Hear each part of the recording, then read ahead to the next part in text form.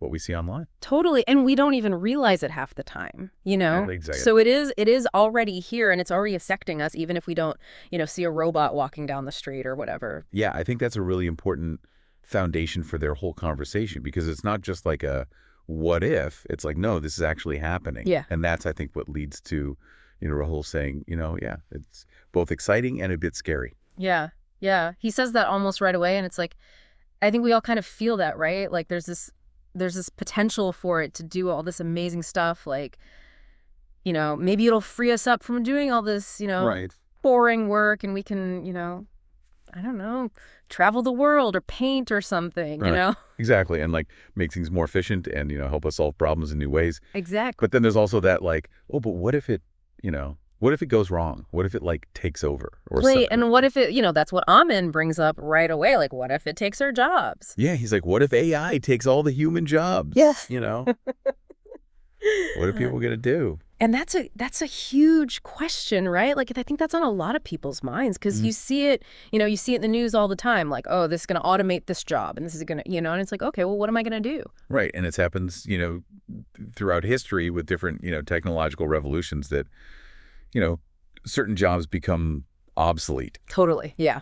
But then, Rahul kind of comes in and he's like, well, yeah, some jobs are definitely going to be, changed or maybe even, Yeah. go away. But he's like, there's also going to be all these new jobs that we can't even imagine yet. Yeah. And he gives examples, right? Like he says, like AI developers and data analysts and all these things that are like, because of AI. Exactly. Like these jobs that are, developing AI and maintaining it and like making sure that it's doing what it's supposed to do. Yeah, and keeping it safe, like all that stuff. Exactly. So it's not like it's just a one-for-one replacement. It's like there's this whole new field opening up. Yeah, and like who knows what other kinds of jobs are going to, be created because of AI that we can't even think of yet. Right, that we haven't even thought of yet. Yeah, exactly. That's a good point. But then Aman's like, okay, well, what about the people, in those jobs that are like being automated? Like how are they going to... Right, like what about the people who are, working in factories or, driving trucks? Like what happens to them? Right, and that's where Rahul brings up reskilling.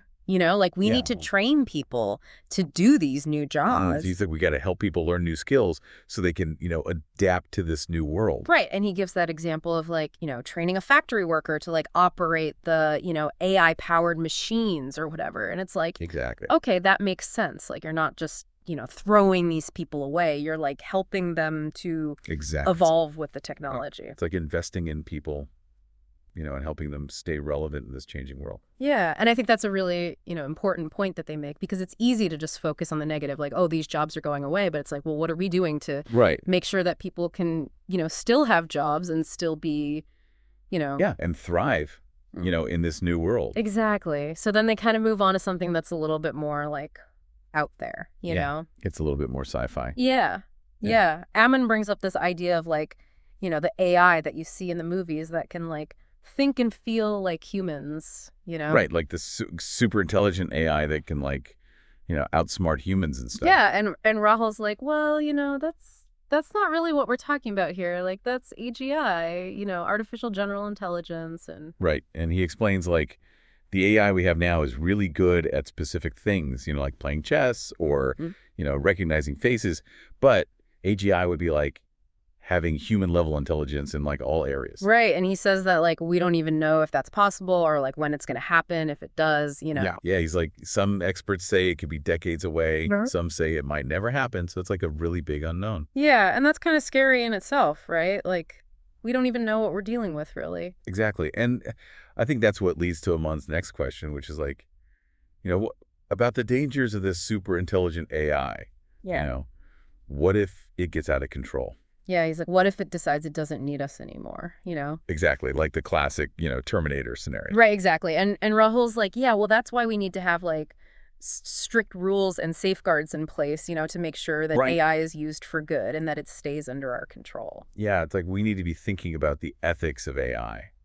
Like how do we make sure it aligns with our values and that it doesn't become harmful. Yeah, we can't just be like, oh, cool robots, Exactly. We have to think about like the consequences. And the unintended consequences too. Because it's like we're developing something that's so powerful, we need to be really careful Totally. Mhm. So then they move on to this other really interesting topic, which is creativity. Right? Amon's like, can AI really be as creative as humans? And I think that's a question a lot of people have because we're seeing AI create art and music and even write stories now. Yeah, it's pretty mind-blowing. It is. And Rahul's like, well, yeah, it can do all that stuff, but it's doing it by like finding patterns in data, like it's not really coming up with new ideas. It's just like rearranging old ones in a way. Right, and he makes the point that, like, human creativity comes from our emotions and our experiences and our imagination, like, things that AI doesn't really have. Yeah, he gives that example of, an AI composing a song, but it doesn't have like the lived experience of a human musician. So it's like Right. it can make something that sounds good, but it doesn't have that same That same soul, Right. the same heart.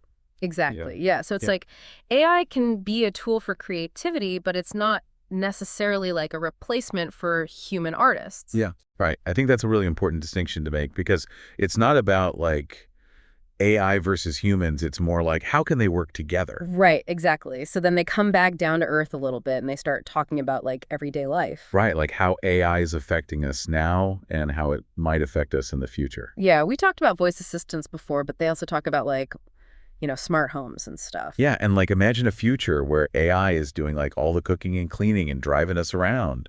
Yeah, that sounds pretty amazing, actually. Like, think of all the free time we would have. Right. We could finally pursue all those hobbies we never have time for. Exactly. But then Rahul's like, well, hold on. What if we become too reliant on AI? Right, like, what if we lose the ability to do things for ourselves? Yeah, like what if we forget how to cook or, Or think critically? mm, Like, what if we just let AI make all our decisions for us? yeah, that's a good point. It's like we have to be careful not to let AI, take over our lives completely. Exactly. It's about finding that balance, between using AI to make our lives easier and better, but also maintaining our own autonomy and skills. Right, and our own, like, brains. way back there. So then they talk about AI in education, which is something I'm really interested in. Yeah, me too. It's like And a whole new frontier. It is, and they talk about how AI could be used to, like, explain things to students in a way that's personalized for them. Yeah, and like help them solve problems and like even create custom learning plans. Yeah, it's like having a tutor that's available 24/7. Exactly. Which is pretty amazing when you think about it. It is, but then, of course, they bring up the downsides, like, Right. what if students just use AI to cheat? Yeah, like what if they just have AI do their homework for them? Right, and what if, it, like, takes away the role of teachers? Right. Like, what if we become so reliant on AI that we forget the importance of human connection in learning? Totally, and I think they both agree that AI should be used to, like, enhance education, not replace it, Yeah, you know? exactly. It's about using AI as a tool to help students learn better, not to do the learning for them. Right, and I think that's a really important point to keep in mind as we, move forward with all this AI stuff. Yeah, because it's like with all powerful technology, it comes down to how we use it. Right. Yeah. So they kind of wrap up their conversation by saying that, it all comes down to balance and responsible use. Yeah, they're like, AI is a tool, and if we use it wisely, it can create an amazing future. And I think that's a really hopeful note to end on, because it's easy to get caught up in all the fears and anxieties around AI, but it's like it has so much potential for good, too. Exactly. If we're smart about it, we can use it to solve some of the world's biggest problems and create a better future for everyone.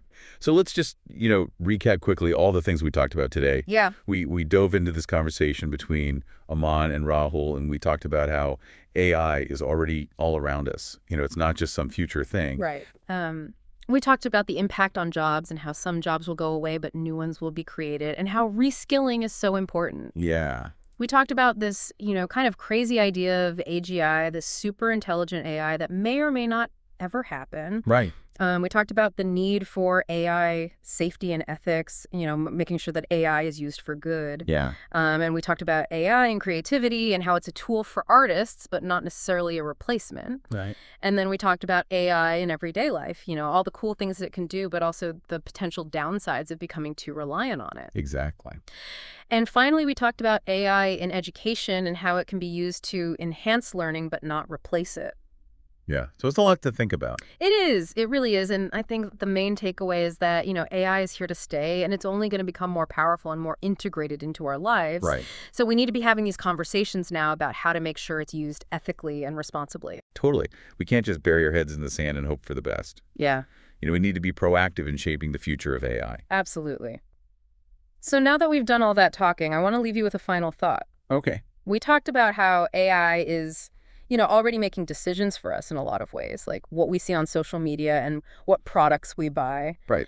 And as AI gets more powerful, it's going to be making even bigger decisions, about our health, our finances, even our relationships, maybe. Yeah. It's a little unsettling. It is. And so the question is, how do we make sure that we don't just become like, robots ourselves? Right. Like, how do we maintain our own autonomy and critical thinking skills Yeah. in a world where AI is doing so much of the thinking for us? Exactly. And I don't have the answer to that, but I think it's something we all need to be thinking about. Yeah. It's a really important question. And I think it's one that's only going to become more urgent as AI continues to evolve. Absolutely. So that's all the time we have for today. But hopefully this deep dive has given you some food for thought and maybe even inspired you to learn more about this amazing and sometimes terrifying world of AI. Yeah, definitely. It's a fascinating topic and one that's worth exploring further. Thanks for joining us. Thanks for having me. And we'll see you next time on The Deep Dive. Bye.